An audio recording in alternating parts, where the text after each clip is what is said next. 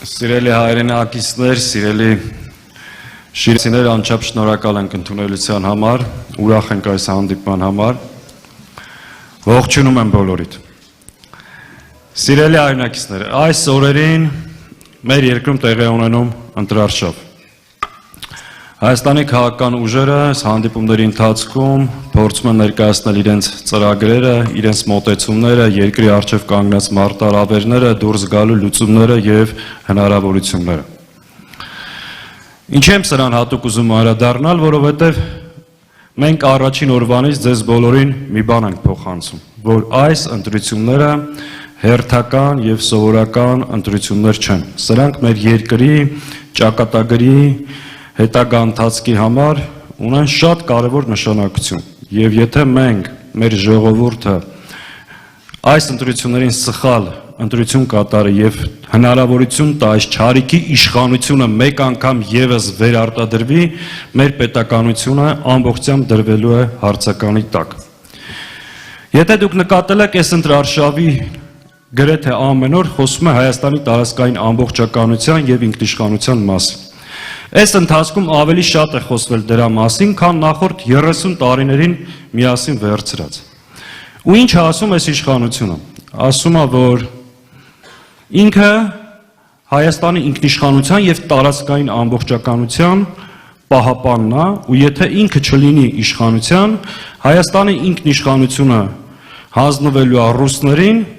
իսկ տարածքային ամբողջականությունը խաթարվելու է ու տեղի ունենալու պատերազմ ու այս խոսույթով փորձում է մեր ժողովրդին վախեցնել։ Մենք ընտրարշավի առաջի օրվանից մի հարցադրում ենք արել։ Այս մասին մենք անընդհատ ու ամեն օր կրկնելու ենք, որտեղ այս ընտրությունների համար ու մեր երկրի վաղվա օրվա համար սա ունի շատ խիստ եւ ճակատագրական նշանակություն։ Ինչ ենք ասել։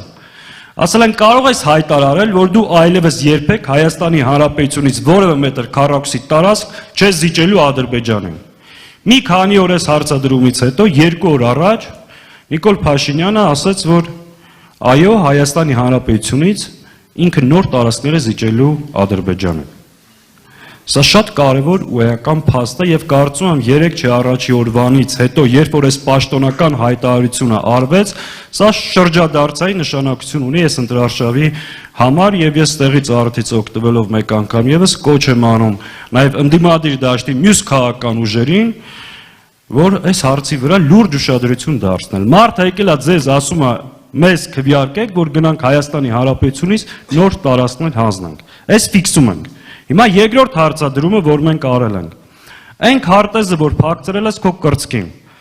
ասում ես, որ սա է իրական Հայաստանը, եւ դու պայքարում ես այդ Հայաստանի համար։ Պատրաստ ես հայտարարելու, որ այդ Հայաստանի քարտեզից, Հայաստանի տարածքից Ադրբեջանը օկուպացրել է 200 կիլոմետրից ավել քառակուսի տարածք եւ Ադրբեջանի զորքերը օր առաջ պետքա դուրս գան Հայաստանի տարածքից։ Պարզ հարցադրում ենք անում։ Ինչ ենք սրա փոխարեն ստանում, մարդը բարձրախոսը վերցրել է, հայտնվել է Երևանի փողոցներում, հարձակվում է քաղաքացիների վրա, երբ որ արցախայինները մոտենում են եւ ասում են մեր հայրենիքը հանձնել ես, մեզ անտուն ես թողես, սկսում է մարդկանց վրա հոխորտալ, թե դուք ինչ եք ողջ,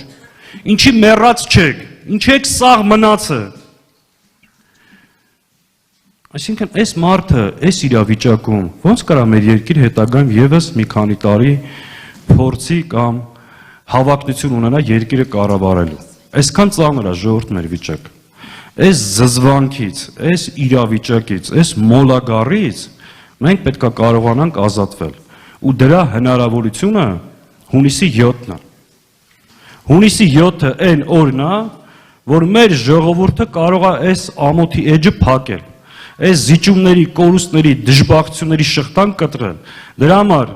մենք մեկ անգամ եւս կոչ ենք անում մեր հայրենակիցներին, մեր քաղաքացիներին մասնակցել ընտրություններին։ Տեր կանգնել ձեր երկրի պետության ճակատագրին,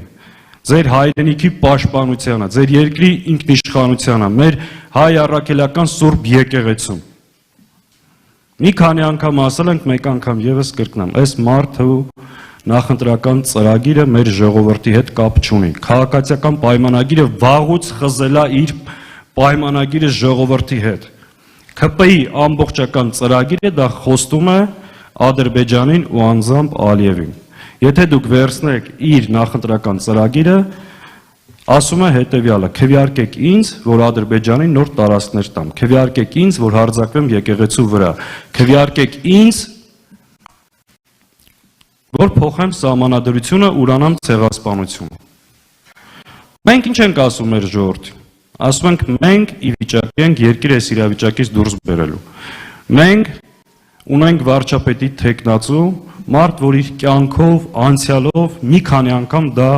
ապացուցել է ճգնաժամային իրավիճակում երկիրը ղեկավարելու, բեկում մտցնելու եւ հզոր պետություն կառուցելու։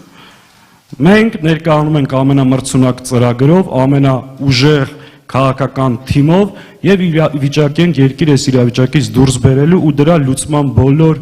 քայլերն ու հերթականությունները ձեզ ներկայացրել ենք։ Ժորժ ջան, մենք գյուղատնտեսությունից մինչև կրթություն, առողջապահությունից մինչև տնտեսություն եւ սոցիալական ոլորտներ շատ մանրամասն ներկայացրել ենք։ Այս ընթացքում խոսել ենք օրական նաեւ բոլոր կետերին առանձին անդրադառնում ենք։ Շատ կարևոր է Հայաստանի Հանրապետության քաղաքացիները մեր երկրում ապրեն արժանապատիվ։ Մենք երկրին պետքա բերենք կայունություն եւ անվտանգություն, ու դա ի վիճակի ենք անելու, ու դա անելու ենք միասնական հունիսի 7-ին։ Կարող ենք։ Ուրեմն միասին կարող ենք հունիսի 7-ին համար 17-ին։